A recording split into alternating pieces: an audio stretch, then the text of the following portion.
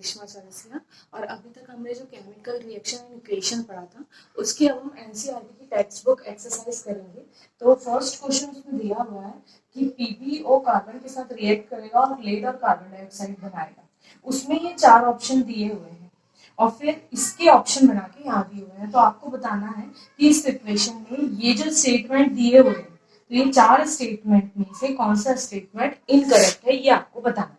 ठीक है, अब तो इसके लिए सबसे पहले हमको देखना पड़ेगा कि किसका ऑक्सीडेशन हो रहा है और किसका रिडक्शन हो रहा है। तो देखिए ये जो पीबीओ है, इस पीबीओ पर पीबी पर चार्ज कितना होगा 2+ और ओ पर चार्ज कितना होगा O2-। यदि आपको ये नहीं बनता है तो आयंस मैंने जहां लर्न करवाया पार्ट 1 में, उसमें मैंने बताया है कि किस पर कितना चार्ज होता है।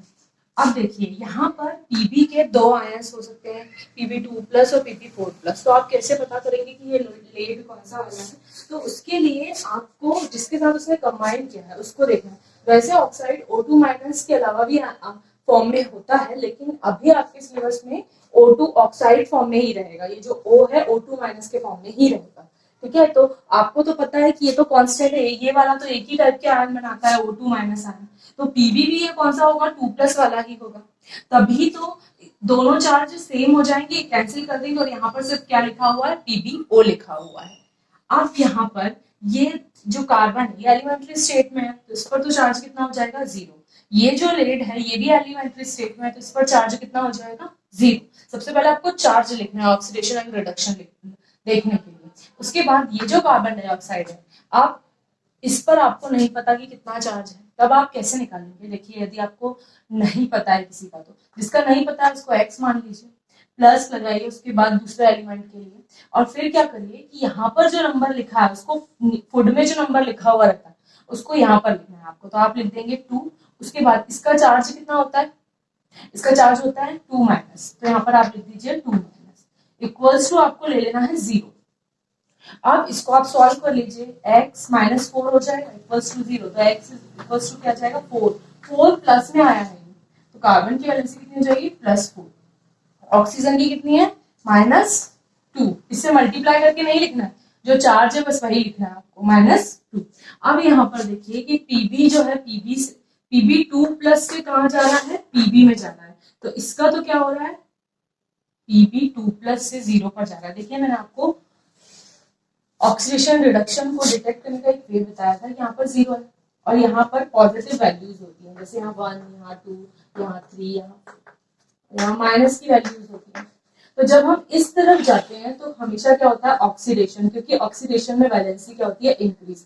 आप जब भी इस तरफ जाएंगे तो वैल्यू इंक्रीज हो रही है, तो ऑक्सीडेशन होता है। और जब इस तरफ आते हैं तो क्या होता है रिडक्शन होता है, क्योंकि वैलेंसी क्या होती है डिक्रीज होती है, चार्ज क्या होता है डिक्रीज होता है। तो यहाँ पर चार्ज क्या हो रहा है डिक्रीज, तो इसका तो क्या हो रहा है रिडक्शन हो रहा है। और जब आप कार्बन 0 से कहा जा रहा है, देखिए कार्बन डाइऑक्साइड में +4 पर जा रहा है, मतलब इसका क्या हो रहा है ऑक्सीडेशन हो रहा है, इसका ऑक्सीडेशन हो रहा है। अब यहाँ पर देखिए ये आपका कौन सा एजेंट हो जाएगा, ये ऑक्सीडाइजिंग एजेंट हो जाएगा और ये आपका रिड्यूसिंग एजेंट हो जाएगा। यहाँ पर स्टेटमेंट क्या दिया हुआ है लीड इज गेटिंग रिड्यूस, नहीं लीड रिड्यूस नहीं हो रहा है, लीड ऑक्साइड जो है वो लीड में रिड्यूस हो रहा है। ये तो रिवर्स रिएक्शन के लिए बोल दिया उसने, लीड इज गेटिंग रिड्यूस्ड। जबकि रिवर्स रिएक्शन में आएंगे तो रिवर्स रिएक्शन में आने पर तो फिर इसका ऑक्सीडेशन हो रहा है। ठीक है, तो लीड ऑक्साइड लीड में रिड्यूस्ड हो रहा है। तो ये तो स्टेटमेंट क्या हो गया हमारा रॉन्ग। दूसरा स्टेटमेंट है CO2 is getting oxidised. CO2 oxidised हो रहा है क्या? नहीं। कौन ऑक्सीडाइज्ड हो रहा है? कार्बन CO2 में ऑक्सीडाइज्ड हो रहा है। तो ये भी स्टेटमेंट क्या हो गया गलत। बाकी ये दो तो सही है कि lead is getting reduced, lead oxide reduced हो रहा है कार्बन डाइऑक्साइड। और फोर्थ स्टेटमेंट जो है कि कार्बन इज गेटिंग ऑक्सीडाइज्ड, ये दोनों स्टेटमेंट सही है। बाकी के दोनों ये वाला स्टेटमेंट रॉन्ग है और ये दोनों स्टेटमेंट सही है। ठीक है, तो रिवर्स रिएक्शन के लिए बता दिया ना उसने ये वाला स्टेटमेंट। ठीक है, तो यहाँ पर आप देखेंगे इनकरेक्ट पूछा था, तो इनकरेक्ट कौन कौन से ऑप्शन है A एंड B। तो ये जो फर्स्ट वाला ऑप्शन है इस पर आपको टिक कर देना है। इसके बाद क्वेश्चन नंबर 2 है कि यदि आयरन ऑक्साइड एल्यूमिनियम के साथ रिएक्ट होता है तो एल्यूमिनियम ऑक्साइड और यहाँ पर बना रहा है आयरन बना रहा है, तो ये कौन सी रिएक्शन का एग्जाम्पल है? ये देखिए यहाँ पर क्या हो रहा है, यहाँ पर ये एल्यूमिनियम इस आयरन को डिस्प्लेस कर रहा है। इलेक्ट्रोकेमिकल सीरीज में, रिएक्टिविटी सीरीज में आपने देखा होगा कि जो आयरन है वो आयरन एल्यूमिनियम से लेस रिएक्टिव, एल्यूमिनियम ऊपर आता है, उसके नीचे आयरन आता है, तो ये इसको इजीली डिस्प्लेस कर देगा, तो क्या बनाएगा, Al2O3 बनाएगा। तो एक इसका एग्जांपल है, ये डिस्प्लेसमेंट रिएक्शन का एग्जांपल है। क्वेश्चन नंबर 3 है, what happen when dilute acid, ये डाइल्यूट एसिड है, इसको आपको आयरन फिलिंग पर डालना है। तो देखिए कभी भी किसी भी मेटल पर आप हमेशा ध्यान रखिएगा, इसको वैसे मेटल एंड नॉन मेटल की प्रॉपर्टी में हम पढ़ेंगे, फिर भी आप अभी से ही इसको याद रखिएगा कि किसी भी मेटल के ऊपर यदि एसिड को डाला जाता है, वो डाइल्यूट हो, कंसंट्रेटेड हो, कुछ भी हो, यदि किसी मेटल पर एसिड को डाला जाता है, metal react with acid to always form hydrogen gas, तो वो हमेशा किसको रिलीज करेगी, H2 गैस को वो हमेशा रिलीज कर देती है। जब भी किसी एसिड को किसी मेटल के साथ, ये आयरन क्या है, मेटल, तो वो H2 गैस को हमेशा रिलीज करेगी। अब देखिए यदि आपको ये रिएक्शन लिखना है, इतना भी पता है आपको कि यदि इस रिएक्शन में H2 रिलीज होगा तो आप बाकी की रिएक्शन लिख सकते हैं। देखिए कैसे लिख सकते हैं, मैं आपको बता रही हूँ। ये तो आयरन, ये Fe2+ बनाएगा या Fe3+ बनाएगा, ठीक है। अब इसके आयंस क्या बनेंगे, H+ एंड Cl-, इसके आयंस ये बनेंगे। अब देखिए यहाँ पर H+ मिलकर तो किसको बना लिए, H2 को बना लिए। अब यहाँ पर बचा क्या, ये प्लस है, वैसे भी तो इसके प्लस के साथ तो रिएक्ट करेगा नहीं, इसके माइनस के साथ रिएक्ट करेगा, तो यहाँ पर ये क्या फॉर्म कर लेगा, FeCl2 को ये यहाँ पर फॉर्म करेगा, ठीक है। ये दोनों आयन मिलकर किसको बनाएंगे, FeCl2 को बनाएंगे, ठीक है। ये देखिए ये Fe पर 2+ चार्ज है, Cl पर माइनस चार्ज है, इसकी वैलेंसी को इसके फुड में, इसकी वैलेंसी को इसके फुड में लिखते हैं, तो क्या बन जाएगा, FeCl2। तो ये यहाँ पर फॉर्म होगा। अब ये जो स्टेटमेंट है, इसमें से कौन सा स्टेटमेंट करेक्ट है उस पर आपको टिक करना है। तो कौन सा स्टेटमेंट करेक्ट होगा, इसमें H2 and FeCl2 are produced. इसके बाद नेक्स्ट क्वेश्चन है, व्हाट इज केमिकल इक्वेशन। तो केमिकल इक्वेशन क्या होती है, बैलेंस्ड केमिकल इक्वेशन क्या होती है कि जिसमें number of atoms of reactant and number of atoms of product equal होंगे, तो उसको हम क्या बोलते हैं, बैलेंस्ड केमिकल रिएक्शन बोलते हैं, ठीक है। तो जब वो बैलेंस्ड हो जाते हैं तो हम उसको बैलेंस्ड केमिकल रिएक्शन बोलते हैं। ये बैलेंस क्यों होनी चाहिए, ये बैलेंस इसलिए होनी चाहिए क्योंकि आपने जो रिएक्टेंट लिया है उसका मास हमेशा कंजर्व रहता है। Law of mass of conservation, ये चैप्टर नंबर 3 में हम पढ़ेंगे, law of conservation of mass. इसमें ये बताया गया है कि जो रिएक्टेंट का मास होता है और जो प्रोडक्ट का, रिएक्टेंट का मास होता है वो हमेशा कंजर्व होता है। मीन्स ये कि यदि वो प्रोडक्ट में भी चेंज हो रहा है तो उसका मास हमेशा क्या रहेगा, कंजर्व रहेगा, ठीक है। मास का कभी, जैसे एनर्जी का लॉस नहीं होता, वैसे मास का भी क्या नहीं होता, लॉस नहीं होता है। तो इसीलिए केमिकल रिएक्शन हमको कैसे लिखनी चाहिए, बैलेंस्ड लिखनी चाहिए। उसका रीजन ये है। इसका फुल आंसर मैं आपको लास्ट में पिक दे दूंगी इसके। क्वेश्चन नंबर 5 है, translate the statement into chemical equation and then balance. आपको क्या करना है कि पहले इसको ट्रांसलेट करना है और केमिकल इक्वेशन के फॉर्म में लिखना है, फिर इसको बैलेंस करना है। तो जो फर्स्ट स्टेटमेंट क्या दिया हुआ, हाइड्रोजन गैस, हाइड्रोजन गैस जहां भी बोलेगा तो वहां पर आपको सीधा H2 लिखना है, कंबाइन प्लस लगाना है विथ नाइट्रोजन, किसके साथ रिएक्ट करेगी, नाइट्रोजन के साथ। तो आपको ऐसा सिंगल एंड नहीं लिखना है क्योंकि सिंगल एंड कुछ होता ही नहीं है। कोई भी एलिमेंट कभी उसके एटॉमिक फॉर्म में नहीं रहता है, वो या तो मॉलिक्यूल के फॉर्म में रहता है या फिर कंपाउंड के फॉर्म में रहता है। तो यहाँ पर एंड नहीं होगा, क्या होगा, नाइट्रोजन गैस, नाइट्रोजन भी लिखा है तो आपको क्या लिखना है, नाइट्रोजन गैस N2 लिखना है। फिर उसके बाद आपको क्या करना है, विद नाइट्रोजन 2 फॉर्म, जहां 2 फॉर्म लिखा हुआ रहता है वहां पर आपको गिव्स का साइन लगाना है। क्या बनाएगा ये, अमोनिया बनाएगा। तो यहाँ पर आपको क्या बना देना है, अमोनिया। अमोनिया का फॉर्मूला होता है NH3। ये भी एक गैस होती है, तो आप साइन भी लगा सकते हैं, ठीक है। यहाँ भी साइन लगा सकते हैं गैस का। तो ऐसे जब रिलीज होती है तो वो प्रोडक्ट में लगाते हैं, यहाँ पर तो लगाते नहीं है, यहाँ पर सिर्फ ऐसा G लिखते हैं। इसके बाद है hydrogen sulphide gas burn in air to give water and sulphur dioxide. Hydrogen sulphide है तो हाइड्रोजन के लिए आप H लिखिए। आपको नहीं बन रहा है यदि हाइड्रोजन सल्फाइड लिखते तो आप ऐसे लिखिए कि पहले हाइड्रोजन है तो हाइड्रोजन आयन लिख लीजिए H+, क्योंकि फर्स्ट में पॉजिटिव आयन का ही नाम होता है, तो आप H+ लिख लीजिए। उसके बाद सल्फाइड जो दिया हुआ है तो सल्फाइड के लिए आप H2- लिख लीजिए। तो यहाँ पर आपका हाइड्रोजन सल्फाइड का फॉर्मूला बन जाएगा। तो यहाँ पर क्या बनेगा, ये H2S, hydrogen sulphide gas burn burn कर रहे हैं मीन्स इसका कंबशन करवा रहे हैं आप। कंबशन रिएक्शन हम उसको बोलते हैं कि जब किसी चीज को ऑक्सीजन की प्रेजेंस में बर्न किया जाता है तो वो भी एक रिएक्शन का टाइप होता है, उसको बोलते हैं कंबशन रिएक्शन। तो यहाँ पर H2S गैस रिएक्ट करेगी किसके साथ, इसको आप बर्न करेंगे एयर की प्रेजेंस में। तो एयर में से क्या रिएक्ट करता है, ऑक्सीजन ही रिएक्ट करती है, तो O2 रिएक्ट करेगा और क्या बनाएगा, टू गिव वाटर।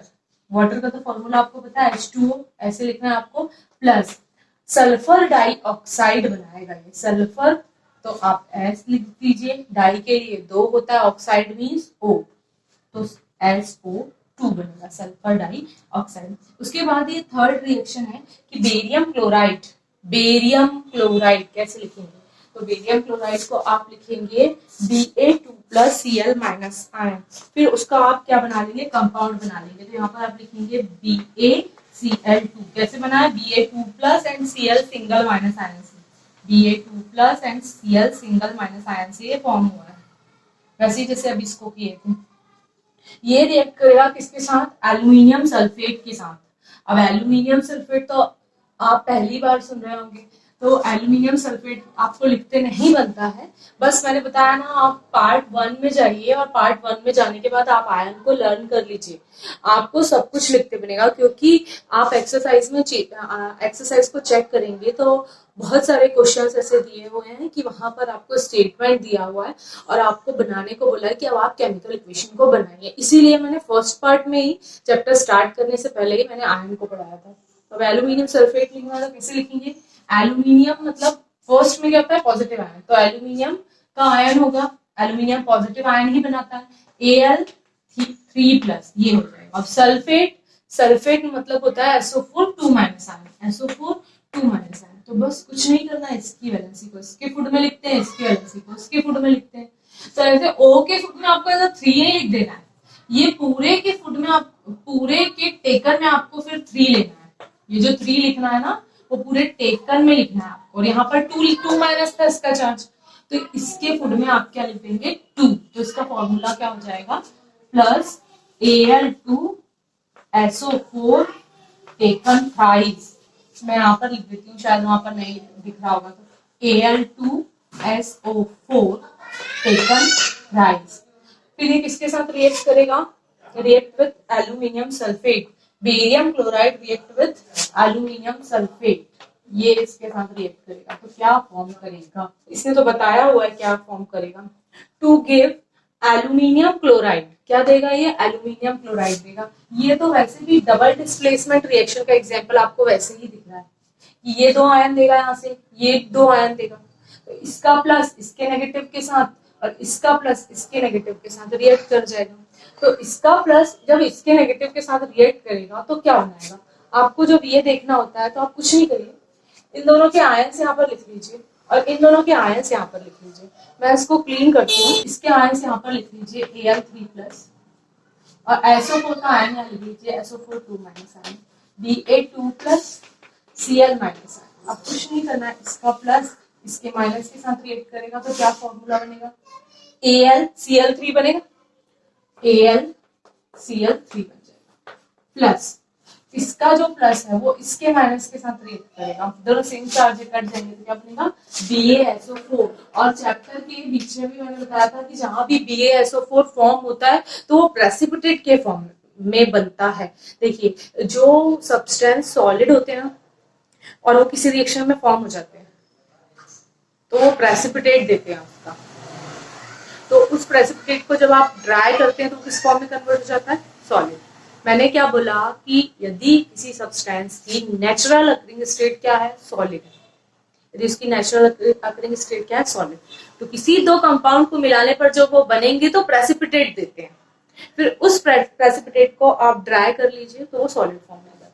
तो BaSO4 का क्या बनेगा, प्रेसिपिटेट बनेगा। यदि रिएक्शन में ऐसे लिखा हुआ है प्रेसिपिटेट तो आपको साइन भी देना है प्रेसिपिटेट का, ऐसा प्रेसिपिटेट बनेगा, ठीक है। इसी के बाद इसका 4th D दिया हुआ है, D है potassium metal react with water to give potassium hydroxide and hydrogen gas. ये इसके लिए आपको इक्वेशन लिखनी है, तो आप कैसे लिखेंगे, देखिए पोटेशियम के लिए आपको K ही लिखना है, प्लस ये किसके साथ रिएक्ट कर रही है, वाटर के साथ रिएक्ट कर रही है। यदि पोटेशियम बोला है तो बस आप पोटेशियम लिखेंगे, पोटेशियम का आयन नहीं लिखना है आपको। जब वो सॉल्ट के फॉर्म में होता है तब वो आयनिक फॉर्म में होता है, यदि सिंगल बोला है तो उसके एलिमेंट्री स्टेट में। तो पोटेशियम को आपको के लेना है। मेटल जो होती है, मेटल ऐसे डायटोमिक फॉर्म में नहीं होती है, लेकिन गैसेस जो होती है, जैसे H2 देखा होगा आपने, जैसे N2 देखा होगा, जैसे O2 देखा होगा, ये गैसेस हैं। तो ये डायटोमिक फॉर्म में होती हैं। लेकिन जो मेटल्स होती हैं इनके बीच में दूसरा बॉन्ड होता है जिनको मेटालिक बॉन्ड बोलते हैं। तो इसको आपको के ही लिखना है, डायटोमिक फॉर्म में नहीं लिखना है। फिर ये क्या फॉर्म करेंगी, देखिए यहाँ से ये दो आयन देगा, एक तो H प्लस देगा और एक OH माइनस आयन देगा, और जब ये इसके साथ रिएक्ट करेगा तो ये इसके आयनिक फॉर्म में आ जाएगा, तभी ये रिएक्ट करेगा पोटेशियम। तो ये इसका आयन क्या होता है, K प्लस होता है इसका आयन। फिर ये K प्लस इस OH माइनस आयन के साथ रिएक्ट करेगा तो क्या बनाएगा, KOH बनाएगा, जिसको आप क्या बोलते हैं, पोटेशियम हाइड्रोक्साइड। और यहाँ पर क्या रिलीज हो जाएगी, यहाँ पर H2 गैस रिलीज हो जाएगी। H प्लस मिलकर किसको बना लेगा, H2 गैस को बना लेगा, वो रिलीज हो जाएगी। इसके बाद नेक्स्ट जो हमारा क्वेश्चन नंबर 6 है, इसमें आपको रिएक्शन लिख कर दी हुई है और बस उसको बोला है बैलेंस करना है। तो इसके लिए हमने ट्रिक भी पढ़ लिए हैं और उसको विदाउट ट्रिक भी पढ़ लिया है, तो वो तो हम बैलेंस कर लेंगे केमिकल इक्वेशन। पार्ट 2-3 में मैंने बताया हुआ है।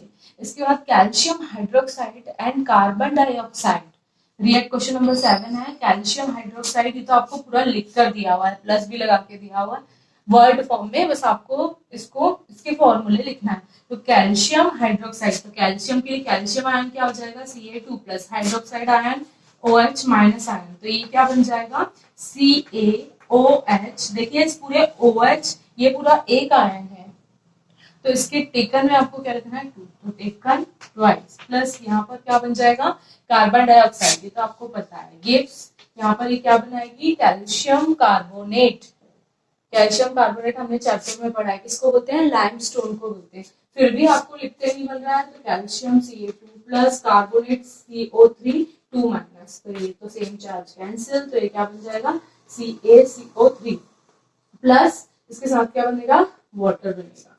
ठीक है, इसके बाद यहाँ पर देखिए ये जो जिंक है, ये zinc silver nitrate, zinc plus silver nitrate होगा, जिंक है Zn है, ये रिएक्ट कर रहा है सिल्वर नाइट्रेट के साथ, मतलब AgNO3 के साथ ये रिएक्ट कर रहा है। देखिए Ag प्लस फॉर्म में होता है, NO3 माइनस के फॉर्म में होता है, तो ये क्या बना लेगा, AgNO3, ऐसे इसे कहाँ लिखूं, सही है, Ag plus NO3 minus, same charge नहीं लिखेंगे तो AgNO3 हो जाएगा।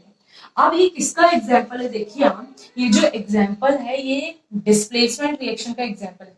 जिंक ऊपर आता है, हाइड्रोजन से भी ऊपर होता है रिएक्टिविटी सीरीज में, और सिल्वर बहुत नीचे है, तो ये जो हाईली रिएक्टिव मेटल है वो लेस रिएक्टिव मेटल को उसके सॉल्ट में से डिस्प्लेस कर देगी, और क्या बनाएगी, ZnNO3 टेकन ट्वाइस बनाएगी। क्यों, क्योंकि ये Zn 2 प्लस के फॉर्म में होता है और ये सिंगल माइनस के फॉर्म में होता है, इसलिए मैंने यहाँ कुछ नहीं, और यहाँ पर क्या जाएगा, ट्वाइस, क्योंकि ये Zn क्या बनाएगा, Zn 2 प्लस बनाएगा, और ये NO3 तो NO3 माइनस के फॉर्म में रहेगा, तो ये दोनों रिएक्ट होंगे तो ZnNO3 टेकन ट्वाइस बनेगा, तो यहाँ से क्या डिस्प्लेस हो जाएगी, Ag यहाँ से डिस्प्लेस हो जाएगी, तो यही बनेगा। इसके बाद नेक्स्ट है एल्यूमिनियम, जो है एल्यूमिनियम के बाद प्लस लगा हुआ है, मतलब आपको ये मेटल है तो आपको इसके एलिमेंट्री फॉर्म में लेना है Al। इसके बाद कॉपर क्लोराइड, तो कॉपर क्लोराइड मतलब CuCl2 लेना है आपको।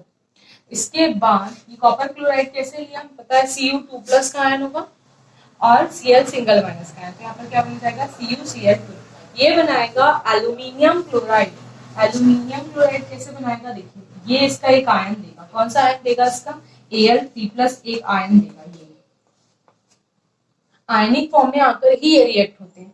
ये क्या बनाएगा, ये Cu2 प्लस आयन बनाएगा और Cl माइनस आयन बनाएगा, तो इसका प्लस इसके माइनस के साथ रिएक्ट होगा तो क्या बन जाएगा, यहाँ पर AlCl3 बन जाएगा, प्लस इसके साथ अब क्या बच गया, कॉपर, तो यहाँ से क्या डिस्प्लेस हो जाएगी, कॉपर। ये भी किसका एग्जाम्पल है, डिस्प्लेसमेंट रिएक्शन का एग्जाम्पल है कि एल्यूमिनियम जो है वो कॉपर से ज्यादा रिएक्टिव है, कॉपर हाइड्रोजन के नीचे आता है और एल्यूमिनियम हाइड्रोजन के ऊपर आता है, तो आयरन के भी ऊपर आता है। ठीक है, तो एल्यूमिनियम ने किसको डिस्प्लेस कर दिया, कॉपर को डिस्प्लेस कर दिया यहाँ से, ठीक है।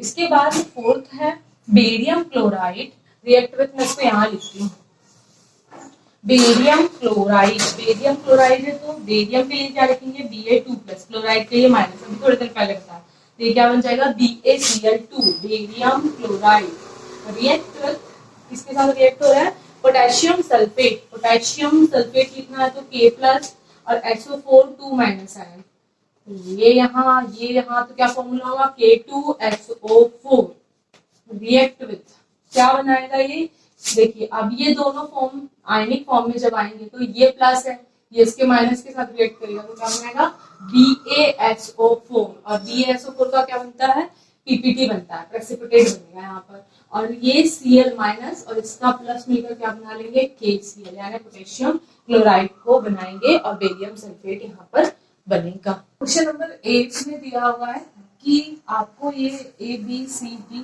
ये वर्ड फॉर्म में जो इक्वेशन दी हुई है इसको आपको फॉर्मूले के फॉर्म में कन्वर्ट करना है, उसके बाद उसको बैलेंस करना है और उसके बाद आपको डिटेक्ट करना है कि ये कौन सी रिएक्शन का टाइप है।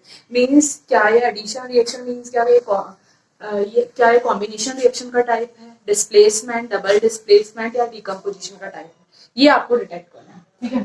तो ये जो पोटेशियम ब्रोमाइड है इसका आपको पहले यदि केमिकल नेम लिखना है इसको फॉर्मूले के फॉर्म में तो कैसे लिखेंगे आप, पोटेशियम के लिए होता है K+ और ब्रोमाइड के लिए होगा Br-, तो ये दोनों सेम चार्ज तो मिलकर क्या बनाएंगे KBr, तो यहाँ पर क्या हो गया KBr प्लस बेरियम आयोडाइड, तो बेरियम के लिए क्या आएगा Ba2+ और इसी के साथ क्या होगा I-, तो ये दोनों मिलकर क्या बना लेंगे ये दोनों मिलकर क्या बना लेंगे Ba2 बनाएंगे, ठीक है। इसके बाद जब ये दोनों कंबाइन होंगे तो कंबाइन होने पर इक्वेशन में लिख के दिया हुआ है कि क्या बनेगा, लेकिन यदि नहीं दिया हुआ होता तो भी आप बता सकते थे। देखिए यहाँ पर एक सॉल्ट ये है और दूसरा सॉल्ट ये है। सॉल्ट किसको बोलते हैं, देखिए सॉल्ट की डेफिनेशन क्या होती है, आप वैसे मेटल नॉन मेटल वाले चैप्टर में पढ़ेंगे, लेकिन अभी हम यहाँ देख लेते हैं सॉल्ट क्या होती है। सॉल्ट ऐसे कंपाउंड होते हैं जिनमें की एज अ केटायन, मतलब एज अ पॉजिटिव आयन, ये इसमें पॉजिटिव आयन है और ये इसमें पॉजिटिव आयन, तो as a positive ion H+ ion present नहीं होना चाहिए और as a negative ion OH- ion नहीं प्रेजेंट होना चाहिए, मतलब Br और I की जगह OH नहीं होना चाहिए, तब वो सॉल्ट होते हैं। और ये दोनों कंडीशन एक साथ अप्लाई होनी चाहिए, मींस ये जो पॉजिटिव चार्ज है तो पॉजिटिव चार्ज H+ नहीं होना चाहिए और नेगेटिव चार्ज OH- आयन नहीं होना चाहिए, other than H+ and OH- ion होने चाहिए। दोनों कंडीशन एक साथ जब अप्लाई होंगी, देखिए यहाँ पर प्लस में H+ भी नहीं है, Br- है, मतलब OH- आयन भी नहीं है, तो ये सॉल्ट हो गया। यहाँ पर भी केटायन में H+ नहीं है और इसके साथ ही नेगेटिव आयन में OH- आयन भी नहीं, तो ये क्या हो जाएगा, ये सॉल्ट होगा। यदि मैं NaOH लिख दूं तो इसमें देखिए as a positive ion H+ ion तो नहीं है, एक कंडीशन सेटिस्फाई हो रही है लेकिन दूसरी कंडीशन सेटिस्फाई नहीं हो रही है, यहाँ पर as a OH- ion present है, तब ये सॉल्ट नहीं होगा, तब ये बेस हो जाएगा, ठीक है। तो ये है दोनों सॉल्ट। अब बताइए यदि दो सॉल्ट रिएक्ट होते हैं तो कौन सी इक्वेशन होती है, जब भी दो सॉल्ट रिएक्ट होते हैं तो वहां पर डबल डिस्प्लेसमेंट होता है, ये हमने चैप्टर पढ़ते टाइम देखा था। तो यहाँ पर क्या बनेगा, और डबल डिस्प्लेसमेंट में क्या होता है, सिर्फ आयन एक्सचेंज होते हैं, मतलब कि इसका प्लस इसके माइनस के साथ रिएक्ट करेगा और इसका प्लस इसके माइनस के साथ रिएक्ट करेगा, तो ये K+ है, ये I के साथ रिएक्ट करेगा तो क्या बनाएगा KI बनाएगा। चार्जेस यहाँ पर लिखे हुए हैं, देखिए मैं लिख देती हूँ K+ एंड Br-, तो ये इसने इसके साथ रिएक्ट किया, सेम चार्ज है, नहीं लिखेंगे KI बना, और इसके साथ में ही क्या बनेगा BaBr, तो इसके ऊपर 2 चार्ज है तो इसके नीचे क्या आएगा 2, तो BaBr2 ये यहाँ पर फॉर्म हो जाएगा। इसके बाद ये तो मैंने आपको बता दिया किसका एग्जांपल है, डबल डिस्प्लेसमेंट का एग्जांपल है। इसके बाद दूसरी रिएक्शन है जिंक कार्बोनेट, तो जिंक कार्बोनेट ये पूरा ही एक कंपाउंड है, आपको दिख रहा है, तो आपको इसको लिखना है, यदि आपको नहीं आता है तो आप कैसे लिखेंगे Zn2+ लिखेंगे, जिंक तो आपको पता है Zn2+ होता है और कार्बोनेट CO3 2- आयन होता है, तो ये मिलकर क्या बना लेंगे ZnCO3 को बनाएंगे, ठीक है। अब ये जो ZnCO3 है, ये यदि इसको यदि आप हीट कर रहे हैं, यहाँ पर हीट का साइन भी लगा हो, इसको यदि आप हीट कर रहे हैं तो क्या बनेगा, जिंक ऑक्साइड। तो जिंक ऑक्साइड वैसे तो आपको पता होना चाहिए, पर यदि नहीं पता है तो ऐसे Zn2 plus plus O2 minus, तो सेम चार्ज है, नहीं लिखेंगे तो ZnO बन जाएगा, प्लस CO2 इसमें से रिमूव हो जाएगी। इसके बाद नेक्स्ट है हाइड्रोजन। हाइड्रोजन के नीचे जी लिखा हुआ है, मतलब गैस। इसके पहले भी मैंने आपको बताया कि यदि हाइड्रोजन सिंगल भी लिखा हुआ है, जी नहीं लिखा हुआ है, तब भी आपको उसको किस फॉर्म में लेना है, क्योंकि वो नॉन मेटल है, डाई एटॉमिक फॉर्म में होती है। जितनी भी गैसेस होती हैं वो नॉन मेटल होती हैं और वो डाई एटॉमिक फॉर्म में होती है। तो यहाँ पर लिखा आपने H2, इसकी रिएक्शन करवाई आपने क्लोरीन गैस मतलब Cl2 से, गैस है, डाई एटॉमिक फॉर्म में होगी। तो यहाँ पर क्या बनेगा, हाइड्रोक्लोरिक एसिड बनेगा, HCl, उसको बोलते हैं हाइड्रोक्लोरिक एसिड। इसके बाद नेक्स्ट रिएक्शन है, अच्छा बताइए ये किसका एग्जांपल था, किस टाइप की रिएक्शन का एग्जांपल था, ये था जिंक कार्बोनेट डिकम्पोज हो रहा है। देखिए यहाँ पर मैंने डिकम्पोजिशन रिएक्शन में बताया था कि जब कोई एक कंपाउंड, एक रिएक्टेंट रहेगा और वो एक से ज्यादा प्रोडक्ट में ब्रेक हो जाएगा तो हम उसको डिकम्पोजिशन रिएक्शन कहते हैं। लेकिन वो अब ऑटोमेटिक नहीं होती है, उसमें कुछ फैक्टर्स काम करते हैं, जैसे कि इलेक्ट्रिसिटी हुआ, या तो आप उसको लाइट प्रोवाइड करते हैं, या फिर आप उसको हीट करते हैं, या फिर किसी कैटलिस्ट की वजह से ऐसा होता है। तो यहाँ पर क्योंकि हीट है, हीट दे रहे हैं आप, तब इसको आप कौन सी रिएक्शन बोलेंगे, तब आप इसको बोलेंगे थर्मल डिकम्पोजिशन। तो ये किसका एग्जाम्पल है, थर्मल डिकम्पोजिशन का एग्जाम्पल। ये किसका एग्जाम्पल है, डबल डिस्प्लेसमेंट का एग्जाम्पल है। अब ये बन गया आपका। अब ये वाली इक्वेशन देखिए कि यहाँ पर H2 है और यहाँ Cl2 है, रिएक्ट करके किसको बना रहे हैं, HCl को बना रहे हैं। तो ये यहाँ पर एडिशन हो रहा है, रिएक्टेंट ज्यादा है, और ये कंबाइन होके जब एक प्रोडक्ट को फॉर्म करते हैं तब हम उसको बोलते हैं कि रिएक्शन कौन सी होगी, कॉम्बिनेशन रिएक्शन, या फिर हम इसको क्या बोलते हैं, एडिशन रिएक्शन। तो इसका एग्जांपल है कॉम्बिनेशन रिएक्शन का, ये एग्जांपल है। इसके बाद जो नेक्स्ट एग्जांपल है वो है मैग्नीशियम, मेटल है तो इसको तो आप Mg ही लिखेंगे, Mg लिख दिया आपने। इसकी रिएक्शन आपने किससे करवाई, इसकी रिएक्शन आपने करवाई हाइड्रोक्लोरिक एसिड, ये लिखा है ऊपर हाइड्रोक्लोरिक एसिड, ये HCl से करवाई। तो यहाँ पर क्या बनेगा, यहाँ पर बनेगा मैग्नीशियम क्लोराइड। देखिए ये मेटल है और ये एसिड है, तो मैंने आपको बताया है कि यदि मेटल रिएक्ट करेगी इसके साथ, मेटल रिएक्ट विद एसिड, तो ये हमेशा किसको लिबरेट करती है, H2 गैस को ये लिबरेट करती है, और साथ में क्या बनता है, एक सॉल्ट बनता है। इसके पहले हमने पढ़ा। और देखिए ये जो मैग्नीशियम है, ये मैग्नीशियम इस HCl के साथ रिएक्ट करेगी, तो ये किस फॉर्म में करेगी, पहले ये आयनिक फॉर्म में आएगी ना, Mg2+ के फॉर्म में आ जाएगी यहाँ पर, और ये यहाँ से दो आयन बनेंगे, एक H+ बनेगा और एक Cl- आयन बनेगा। तो इसका प्लस इसके नेगेटिव के साथ रिएक्ट हो जाएगा, तो क्या बनाएगा, MgCl2 बनाएगा, और इसके साथ ही ये जो H+ है, H+H+ मिलकर किसको लिबरेट कर देंगे, H2 गैस को ये लिबरेट करेंगे। इसके बाद नेक्स्ट जो एग्जांपल है, एग्जांपल नंबर 10, इसमें दिया हुआ है कि एक्सोथर्मिक और एंडोथर्मिक रिएक्शन क्या होती है। तो in detail exothermic and endothermic को विद एग्जांपल्स, बहुत सारे एग्जांपल्स के साथ हम इसको पढ़ चुके हैं चैप्टर में। यहाँ पर हम कुछ एक एग्जांपल देखेंगे। एक्सोथर्मिक रिएक्शन, क्वेश्चन नंबर 9 है, exothermic reaction and endothermic reaction को डिफाइन करिए उस एग्जांपल। तो एक्सोथर्मिक रिएक्शन ऐसी रिएक्शन होती है जिसमें कि reactant along with the product क्या प्रोड्यूस करता है, हीट को प्रोड्यूस करता है। मतलब कि आप यदि दो सब्सटेंस की रिएक्शन करवाएंगे तो करवाने पर जब प्रोडक्ट बनेगा तो उसमें से हीट लिबरेट होगी, इवॉल्व होगी। सो रिएक्टेंट गिव्स प्रोडक्ट, प्रोडक्ट को ये देगा, और इसी के साथ किसको देगा, ये हीट को देगा। तो देखिए सपोज जैसे आपने CaO लिया, इसकी रिएक्शन यदि आपने H2O से करवाई, ये क्विक क्लाइम है, इसको कैल्शियम ऑक्साइड बोलते हैं, घर में जो आप चूना लाते हैं वही है। इस पर जब आप वाटर डालते हैं तो आप देखते हैं बहुत सारी हीट, जबकि ये दोनों कोल्ड थे।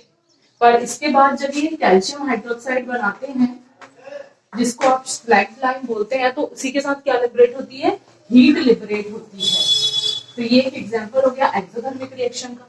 एंडोथर्मिक रिएक्शन क्या होती है कि इसमें रिएक्टेंट है, इस रिएक्टेंट को हीट चाहिए, ये रिएक्टेंट हीट को एब्जॉर्ब करेगा। यहाँ तो रिएक्टेंट प्रोडक्ट बना रहा था और हीट को लिबरेट कर रहा था along with the product, product के साथ, लेकिन यहाँ पर रिएक्टेंट को ही हीट चाहिए, ये हीट को लेगा, और हीट को लेने के बाद ये किसको प्रोड्यूस करेगा, प्रोडक्ट बनाएगा। आप इसमें देखिए इसका एग्जांपल है, जैसे कि कोल्ड स्टोरेज में मैंने आपको बताया था चैप्टर के बीच में कि अमोनिया है, अमोनिया कोल्ड स्टोरेज में पाइप्स में क्या डली हुई होती है, अमोनिया गैस डली हुई होती है। तो ये क्या करती है, एटमॉस्फेयर से ये हीट को ले लेती है। पाइप क्या करता है, एटमॉस्फेयर से हीट को ले लेता है और हीट को लेने के बाद ये कन्वर्ट हो जाता है N2 प्लस H2 में। तो कोल्ड स्टोरेज का टेम्परेचर, वहां की यदि हीट एब्जॉर्ब हो जाए तो इसका टेम्परेचर कैसा हो जाएगा, डाउन हो जाएगा। तो इसीलिए अमोनिया को डाला जाता है। तो ये इस रिएक्शन में क्या हो रही है, रिएक्टेंट ही हीट को एब्जॉर्ब कर रहा है और क्या प्रोड्यूस कर रहा है, N2 प्लस H2। ये एंडोथर्मिक का एग्जांपल हो गया। अब हमारा एक क्वेश्चन है कि respiration is a exothermic reaction. इसको इन डिटेल हम चैप्टर के बीच में पढ़ चुके हैं। यहाँ पर मैं सिर्फ आपको एक इक्वेशन बताती हूँ। देखिए क्या होता है कि हम जो फूड लेते हैं, ठीक है, वो डाइजेस्ट होने के बाद कन्वर्ट होता है ग्लूकोज में। तो ग्लूकोज C6H12O6 इसका फॉर्मूला होता है ग्लूकोज का। फिर वो ग्लूकोज स्टोर रहता है हमारी बॉडी में और जैसे ही आप रेस्पिरेशन करते हैं, आप हर समय ऑक्सीजन गैस ले रहे हैं ना, तो वो O2 क्या करती है, इसके साथ रिएक्ट करती है ग्लूकोज के साथ। जो आप ऑक्सीजन लेते हैं ना, वो ऑक्सीजन, और फिर रिएक्ट करने के बाद ये फॉर्म करती है CO2 को बनाती है, जिसको कि आप बाहर कर देते हैं, और H2O बनाती है। इसी के साथ एनर्जी का अमाउंट रिलीज होता है। हीट क्या है, एनर्जी का ही एक फॉर्म है ना। तो ये इसके साथ ही एनर्जी को रिलीज करता है और यही एनर्जी आपको वर्क करने के काम आती है। तो इसीलिए, क्योंकि देखिए प्रोडक्ट के साथ यहाँ पर क्या रिलीज हो रही है, एनर्जी, है ना, हीट। तो इसीलिए कौन सी रिएक्शन हो गई है, एक एक्सोथर्मिक रिएक्शन का एग्जाम्पल है। इसके बाद है फिर एक क्वेश्चन की डिकम्पोजिशन अपोजिट रिएक्शन है किसकी, कॉम्बिनेशन रिएक्शन की। तो कैसे अपोजिट रिएक्शन है, देखिए मैंने आपको बताया था जब चैप्टर पढ़ाया था बीच में कि H2O है। एक एक्टिविटी में हमने इसका क्या किए थे, इसका इलेक्ट्रोलिसिस किए थे। तो इलेक्ट्रोलिसिस करने पर, इलेक्ट्रोलिसिस का मतलब ये होता है कि आपने इलेक्ट्रिसिटी के थ्रू इलेक्ट्रोलिसिस, इलेक्ट्रोलिसिस का मतलब, लिसिस का मीन्स होता है साइंस में कि ब्रेक होना। लिसिस का मीन्स क्या होता है, ब्रेक होना, और इलेक्ट्रो का मीन्स होता है इलेक्ट्रिसिटी। तो यहाँ पर जब आप इलेक्ट्रिसिटी के थ्रू किसी कंपाउंड को ब्रेक करते हैं, उसको बोलते हैं कि उसका इलेक्ट्रोलिसिस कर रहे हैं। तो वाटर में आपने इलेक्ट्रिसिटी पास की थी, तो ये किसमें कन्वर्ट हो गया था, H2 प्लस O2 में कन्वर्ट हो गया था। ठीक है, अब क्या होता है कि यदि आप H2 प्लस O2 को यदि रिएक्ट कराएंगे, तो रिएक्ट करवाने पर ये फॉर्म करता है H2O को, और इसी के साथ बहुत सारी हीट भी रिलीज करता है। तो एक तो ये एक्सोथर्मिक रिएक्शन है, और दूसरा यहाँ पर आप देख रहे हैं कि दो थे, दो मिलकर इन्होंने किसको बनाया, एक प्रोडक्ट को बनाया। इसका रिवर्स रिएक्शन है। तो ये तो डिकम्पोजिशन रिएक्शन है, एक रिएक्टेंट से दो प्रोडक्ट बन रहे हैं, ये डिकम्पोजिशन रिएक्शन है, और ये कॉम्बिनेशन रिएक्शन है। तो ये एक दूसरे के क्या होते हैं, रिवर्स होते हैं। ये आपको इस क्वेश्चन का में बताना था। Question number 12, write one equation each for decomposition reaction where energy heat के फॉर्म में या तो आपको सप्लाई करनी है, लाइट के फॉर्म में या इलेक्ट्रिसिटी के फॉर्म में।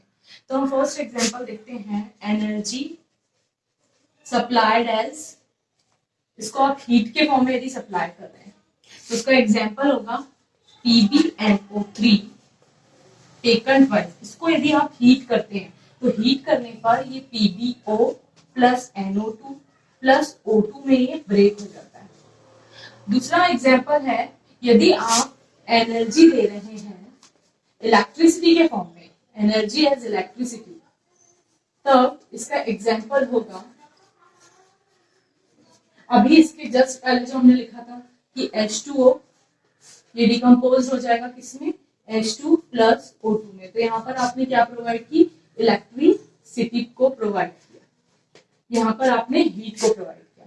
थर्ड इसका एग्जांपल है, यदि आप लाइट देते हैं, फोटोकेमिकल एग्जांपल है कि AgCl एक कंपाउंड होता है, इसको यदि आपने सनलाइट में रख दिया तो यहाँ पर से Ag मिलती है, और Cl जो ये एक्टिविटी भी थी इसको हमने परफॉर्म किया, और Cl2 गैस यहाँ से क्या हो जाती है, लिबरेट हो जाती है।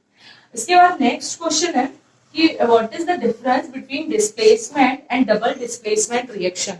तो displacement and double displacement reaction में क्या डिफरेंस होता है, ये भी हमने पढ़ा था चैप्टर के बीच में। क्या डिफरेंस होता है, देखिए मैं आपको बताती हूँ।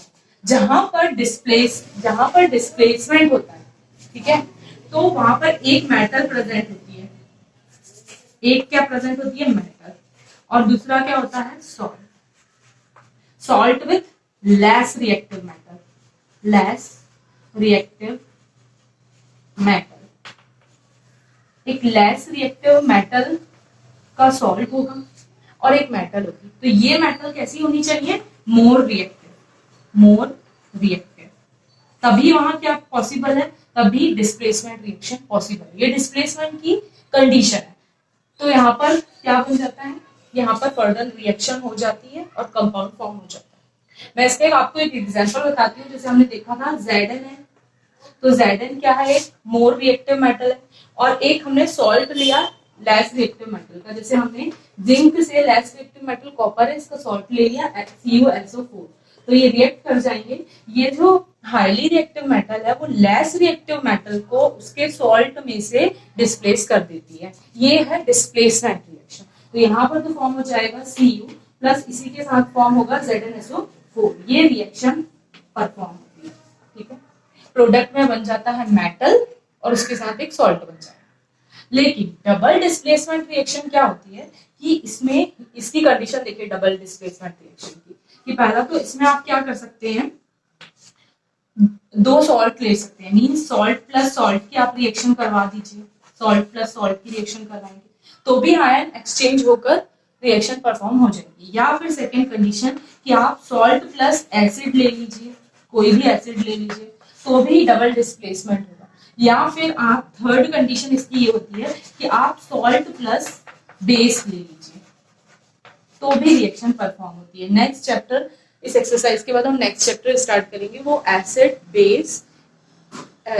बेस पर वो चैप्टर है, तो उसमें आप समझ पाएंगे कि एसिड क्या होता है, बेस क्या होता है, ठीक है।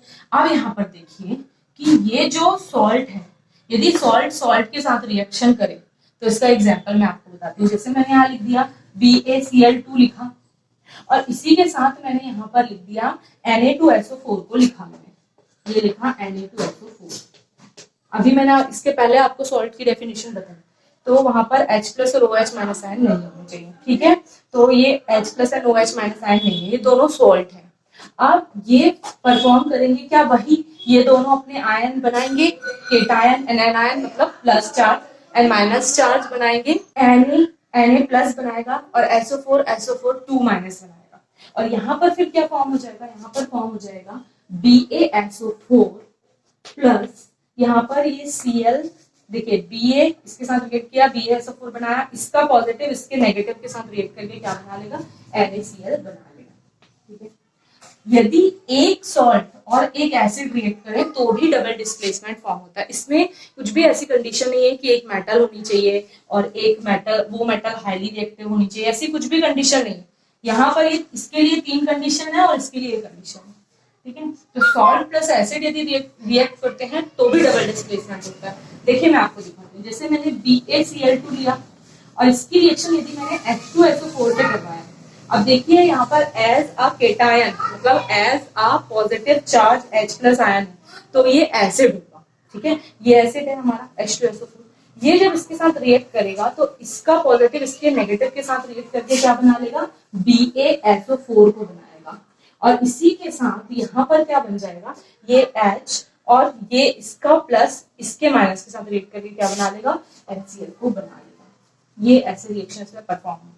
अब यदि एक सॉल्ट है और यदि एक बेस है, यदि देखिए यहाँ पर मैं इसका एग्जांपल, इस थर्ड वाले का एग्जांपल मैं यहाँ पर लिख रही हूँ। यदि मैंने एक सॉल्ट लिया तो सॉल्ट सपोज जैसे मैंने BaCl2 लिया, एक सॉल्ट है, इसकी रिएक्शन मैंने किसी बेस से करवाई, सपोज जैसे मैंने NaOH ले लिया, NaOH एक बेस होता है, तो इस NaOH की रिएक्शन यदि मैं BaCl2 से करवाती हूँ, देखिए ये NaOH में ये जो OH है इसमें एज अ नेगेटिव आयन है, तो इसका पॉजिटिव आयन होगा, ये नेगेटिव आयन होगा, तो एज अ नेगेटिव आयन इसमें OH माइनस प्रेजेंट है, इसलिए ये क्या होगा, बेस होगा। अब यदि ये सॉल्ट इस बेस के साथ रिएक्ट करेगा तो ये क्या फॉर्म करेगा, देखिए ये तो प्लस आयन बनाएगा और ये इसके माइनस आयन के साथ रिएक्ट करेगा, तो यहाँ पर फॉर्म होगा BaOH टेकन ट्वाइस फॉर्म होगा, और इसी के साथ अब इसका पॉजिटिव इसके नेगेटिव के साथ रिएक्ट होगा तो बना लेगा Na प्लस को बनाएगा। तो ये था displacement and double displacement. Double displacement में देखिए जब सॉल्ट सॉल्ट के साथ रिएक्ट हो रहा है तो यहाँ पर क्या बन रहा है, सॉल्ट और सॉल्ट बन रहा है, देखिए सॉल्ट सॉल्ट रिएक्ट हुए, सॉल्ट सॉल्ट बन रहा है। सॉल्ट एसिड के साथ रिएक्ट हो रहा है तो क्या बना रहा है, सॉल्ट और एसिड ही बना रहा है, हाइड्रोक्लोरिक एसिड होता है, है ना। तो ये क्या बना रहा है, सॉल्ट और एसिड मिलकर सॉल्ट और एसिड को ही बना रहे हैं। यहाँ पर देखिए जब सॉल्ट और बेस मिल रहे हैं तो यहाँ पर ये बेस है और ये सॉल्ट है, तो यहाँ पर भी क्या बन रहा है, सॉल्ट प्लस बेस। तो यही क्या है, डबल डिस्प्लेसमेंट। क्वेश्चन नंबर 14 है कि रिफाइनिंग ऑफ सिल्वर, जहां पर सिल्वर की रिफाइनिंग की जाती है, तो यदि एक सॉल्यूशन है AgNO3 का सॉल्यूशन और इससे यदि Ag की रिफाइनिंग की जाती है, जैसे AgNO3 का सॉल्यूशन है और इससे यदि Ag को आपको एक्सट्रैक्ट करना है, तो तब हम क्या करते हैं कि हम इसकी रिएक्शन करवाते हैं कॉपर की। क्यों, क्योंकि हमें ये Ag चाहिए। यदि हम इसकी रिएक्शन कॉपर से करवाएंगे तो कॉपर क्या करेगा, इसको यहाँ से डिस्प्लेस कर देगा, Ag को हटा देगा और हमें तो Ag ही चाहिए। तो एक इसका एग्जांपल है, ये डिस्प्लेसमेंट रिएक्शन का एक एग्जांपल है और इसके लिए एक ग्रुप एक्टिविटी भी थी जो हमने परफॉर्म किए थे चैप्टर के बीच में।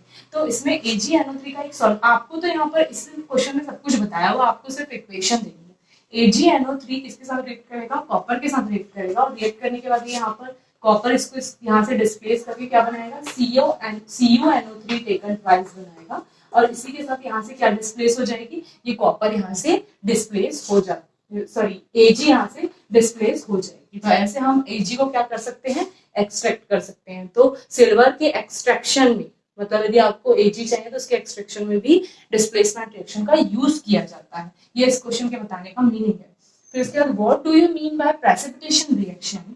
तो प्रेसिपिटेशन रिएक्शन क्या होती है, बहुत इजी है कि reaction in which precipitation is formed called precipitation reaction. तो आपको पता है जिस रिएक्शन में भी प्रेसिपिटेट बनता है उसको हम क्या बोलते हैं, प्रेसिपिटेशन रिएक्शन बोलते हैं। उसका एक एग्जांपल ये है कि यदि आपने AgNO3 लिया, इसकी रिएक्शन BaCl2 से करवाई तो इसमें AgCl का प्रेसिपिटेट बनता है। दो सॉल्ट की रिएक्शन करवा रहे हैं तो उसमें से एक प्रेसिपिटेट हो जाता है, तो यहाँ पर ये प्रेसिपिटेट की फॉर्म में मिल जाएगा। क्वेश्चन नंबर 16 में आपको ऑक्सीडेशन और रिडक्शन के एग्जांपल लिखने हैं। In term of gain and loss of oxygen, ये इसकी डेफिनेशन में दिया हुआ है ना कि यदि ऑक्सीजन का किसी एलिमेंट पर यदि ऑक्सीजन का एडिशन हो रहा है तो आप क्या बोलेंगे कि यहाँ पर कौन सी रिएक्शन हो रही है, ऑक्सीडेशन की रिएक्शन हो रही है। यदि किसी रिएक्शन में, ये इसका सेकेंड एग्जांपल, ऑक्सीजन का एडिशन, यहाँ पर Na2O क्या हो गया, फॉर्म हो गया। तो ये किसका एग्जांपल हो गया, ऑक्सीडेशन का एग्जांपल हो गया। रिडक्शन का एग्जांपल होता है in terms of loss of oxygen, यदि कहीं पर ऑक्सीजन का लॉस हो रहा है तो किसका एग्जांपल होगा, रिडक्शन का एग्जांपल होगा। देखिए जैसे फर्स्ट एग्जांपल है, यदि आपने ZnO लिया और इसकी रिएक्शन यदि आपने कार्बन से करवाई, तो कार्बन से करवाने पर ये यहाँ पर क्या बना देता है, कार्बन मोनोऑक्साइड, और इसको डिस्प्लेस कर देता है, यहाँ से जिंक को डिस्प्लेस कर देता है।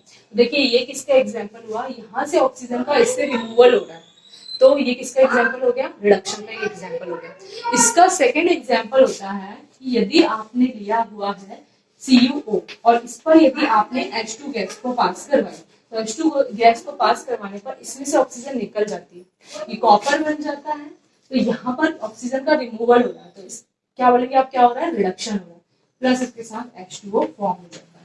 इसके बाद नेक्स्ट क्वेश्चन है, shiny brown coloured element, shiny है सरफेस, यदि किसी चीज की शाइनी है तो वो मेटल होगा, और ब्राउन कलर बोला तो ब्राउन कलर का मेटल कौन सा होता है, कॉपर, मींस हमारा एक्स एलिमेंट कौन सा होगा, कॉपर।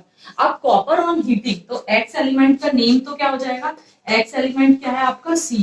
अब एक्स एलिमेंट ऑन हीटिंग मतलब copper on heating with air, मतलब ऑक्सीजन के साथ ये रिएक्ट कर रहा है, तो ये ब्लैक कलर का एक कंपाउंड बनाएगा जिसको क्या बोलते हैं आप, CuO। ये किस कलर का होता है, ब्लैक कलर का होता है। इसकी पूरी स्टोरी मैंने कहाँ बताई थी, तो मैं ऑक्सीडेशन रिडक्शन पढ़ा रही थी तब मैंने आपको बताया था, यही सेम यहाँ पर जो लिखा हुआ है क्वेश्चन इसी को बताया था। और ये है कि why do we apply paint on iron article, क्यों अप्लाई करते हैं हम, कूलर में पेंट करते हैं ना, अभी गर्मियों में किए होंगे, तो इसलिए करते हैं टू प्रोटेक्ट फ्रॉम कोरोजन, उसको कोरोजन होने से बचाने के लिए, क्योंकि वो यदि डायरेक्ट आयरन की सरफेस यदि डायरेक्ट एयर के कांटेक्ट में रहेगी तो वो O2 और मॉइस्चर के साथ रिएक्ट करके क्या बना लेगी, Fe2O3, रस्टिंग का फॉर्मूला होता है, उसकी रस्टिंग हो जाएगी। उसको प्रिवेंट करने के लिए हम उसका कांटेक्ट हटाने के लिए क्या करते हैं, उस पर पेंट कर देते हैं। इसके बाद क्वेश्चन नंबर 19 है कि food oil and fat containing जो फूड आइटम्स होते हैं, तो आपने कुरकुरे के पैकेट्स देखा होगा, कुरकुरे के पैकेट्स के अंदर गैस फिल होती है, देखा है ना, तो बड़ा सा होता है कुरकुरे चिप्स के पैकेट्स के अंदर, वो ऑयली होते हैं। तो यदि आप उसके अंदर गैस फिल नहीं करेंगे या ऑर्डिनरी एयर, जो अभी एयर है उस एयर को आप यदि फिल कर देंगे, तब तो उसका क्या हो जाएगा, रैंसिडिटी उसमें कॉज हो जाएगी, रैंसिड हो जाएगा वो प्रोडक्ट, रैंसिड। ये हमारा नेक्स्ट क्वेश्चन ही है, रैंसिडिटी। तो रैंसिडिटी क्या होती है कि कोई भी यदि फूड है तो उसका टाइम के साथ क्या हो जाता है, उसका ऑक्सीडेशन हो जाता है। क्यों? क्योंकि वो एयर के कांटेक्ट में होती है। तो एयर की जो गैस होती है, रिएक्टिव गैसेस होती है, जैसे ऑक्सीजन है, वो रिएक्ट कर जाती है फूड के साथ, और वो जो हमारा फूड है वो ऑक्सीडाइज्ड हो जाता है। इसी को हम क्या बोलते हैं, रैंसिडिटी होना। और कोरोजन होना भी वैसा ही है कि मेटल है, मेटल की सरफेस है, यदि वो ऑक्सीजन के साथ रिएक्ट हो जाती है तो उसको हम क्या बोलते हैं कि मेटल का क्या हो गया, कोरोजन हो गया। और इसको पर्टिकुलर यदि हम आयरन के लिए पढ़ते हैं तब हम रस्टिंग वर्ड का यूज करते हैं। ठीक है। अब इसमें यहाँ पर देखिए कि कुरकुरे चिप्स के पैकेट के अंदर कौन सी गैस फिल की जाती है, नाइट्रोजन गैस। जो आपने वो जो गैस देखी है ना, वो कौन सी गैस होती है, नाइट्रोजन गैस। उसमें ऑर्डिनरी गैस फिल नहीं होती है, क्योंकि यदि आप ऑर्डिनरी गैस को उसके अंदर फिल कर देंगे तब तो वो उसके साथ रिएक्ट हो जाएगी। लेकिन जो नाइट्रोजन गैस होती है, जो N2 गैस होती है, इस N2 गैस की क्या प्रॉपर्टी होती है, ये इनर्ट गैस है, ये इनर्ट है, ये रिएक्ट नहीं करती है। तो ये रिएक्ट नहीं करेगी तो रैंसिडिटी कॉज उसमें नहीं होगी, तो आपका फूड क्या नहीं होगा, खराब नहीं होगा। तो ये था हमारा क्वेश्चन नंबर 20 और ये क्वेश्चन नंबर 19। तो यहाँ पर हमारे क्वेश्चंस कंप्लीट होते हैं। ये जो जहाँ पर चैप्टर एंड होता है उसके बाद जो क्वेश्चंस दिए हुए होते हैं, ये क्वेश्चंस मैंने वो सॉल्व करवाया। ये एक्सरसाइज एनसीईआरटी के एक्सरसाइज का पार्ट 1 था। इसके बाद यदि मैं और पार्ट लाती हूँ तो अब उसमें कुछ अच्छे क्वेश्चंस रहेंगे, क्योंकि एनसीईआरटी में जो क्वेश्चंस दिए हैं वो तो बहुत ही इजी है। लेकिन पार्ट 2 में मैं जो बीच में क्वेश्चंस दिए हुए होते हैं चैप्टर के बीच में, वो क्वेश्चंस को सॉल्व करवाऊंगी, और उसके बाद हम कुछ और अच्छे हॉट क्वेश्चंस भी करेंगे। ठीक है। Thanks for watching.